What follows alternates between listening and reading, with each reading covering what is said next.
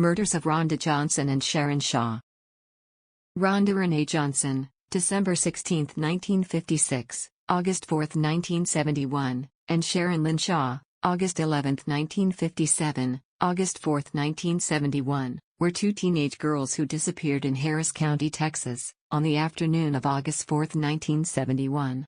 In early 1972, skeletal remains of both girls were discovered in and around Clear Lake near Galveston Bay.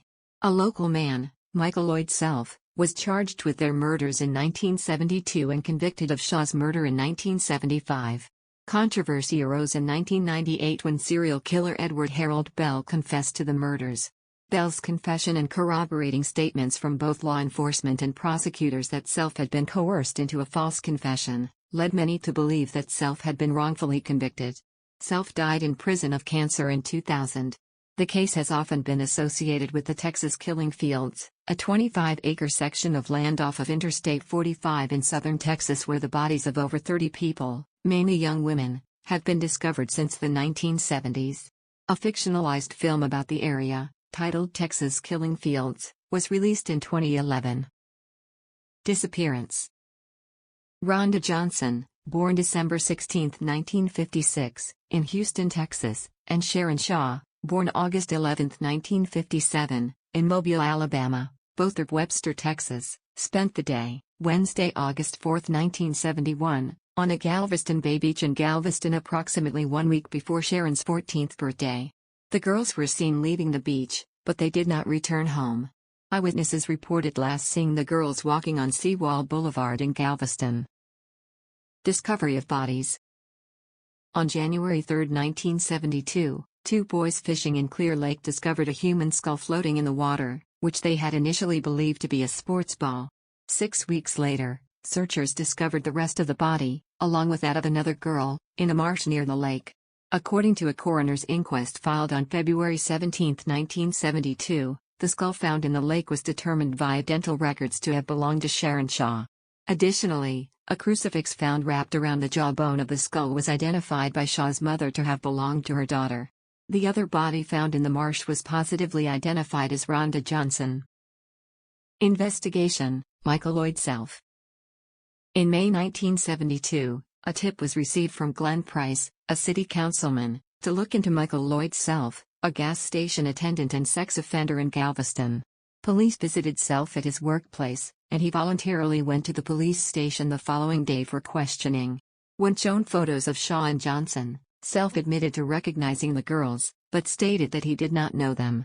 According to Self, Chief Michael Morris held him in confinement for hours, remarking that Self would not leave until he had made a confession. Self also stated that he was held against a wall, hit with a nightstick, and taunted by Morris with his pistol, who threatened to kill Self if he did not confess. Self eventually agreed to confess, and he was forced by Morris to handwrite a confession to the murders of Shaw and Johnson. Morris allegedly forced Self to rewrite the confession several times. Dave Coburn, a local investigator, corroborated Self's story by claiming to have witnessed Morris treat a prisoner exactly the same way a year prior. The final signed confession by Self contained several discrepancies.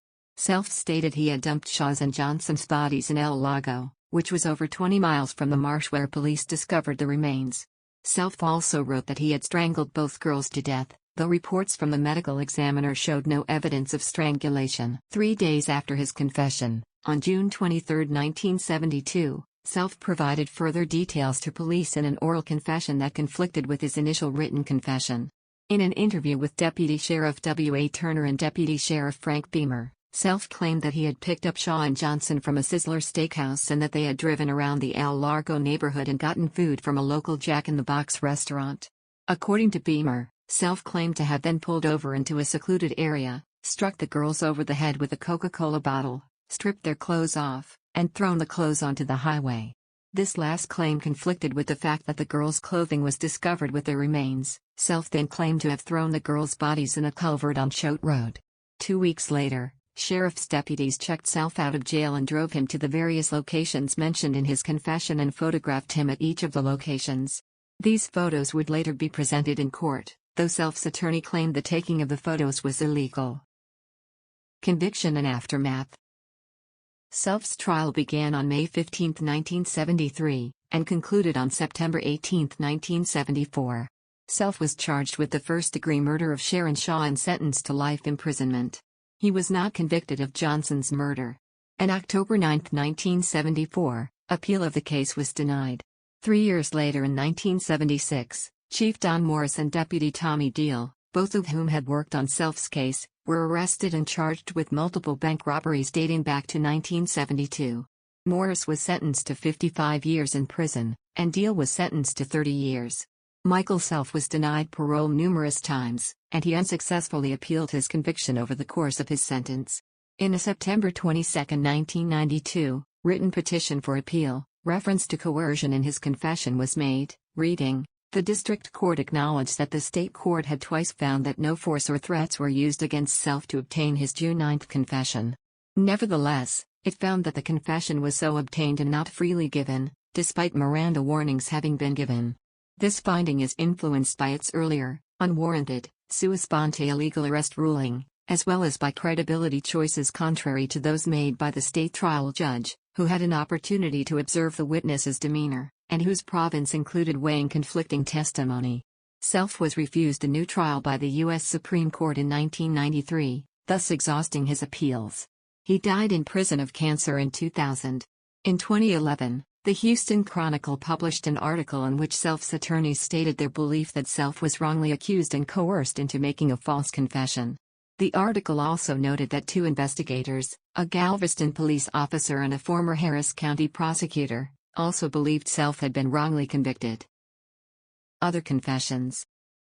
On April 2, 1980, a man in Taylor Lake, Texas walked into the local police department and claimed to have been responsible for the murders. In his confession, the man allegedly mentioned having tied the girls down with the electrical cord, a detail that had not been released to the public, nor ever mentioned by Michael Self. The man, apparently suffering from psychosis, was eventually dismissed by police, despite his mention of the electrical cord, as well as the fact that he lived in close proximity to one of the victims. Edward Harold Bell. In 1998, Edward Harold Bell wrote multiple letters to prosecutors in Galveston and Harris counties, confessing to the murders of numerous young women. At the time, Bell was serving a 70-year sentence for the 1978 murder of a Houston-area Marine who had attempted to stop him from publicly masturbating in front of a group of teenage girls. In August 2015, Bell admitted to murdering a total of 11 girls, whom he referred to as the 11 that went to heaven, and claimed to have been brainwashed and forced to kill by a secret organization. He named Shaw and Johnson among the girls he admitted to murdering. However, Bell was never charged in the murders of either Shaw or Johnson. On April 20, 2019, Bell died in prison at the age of 82. So, what's your theory on what happened? Share your thoughts in the comments below. If you enjoyed this, please give it a thumbs up and subscribe.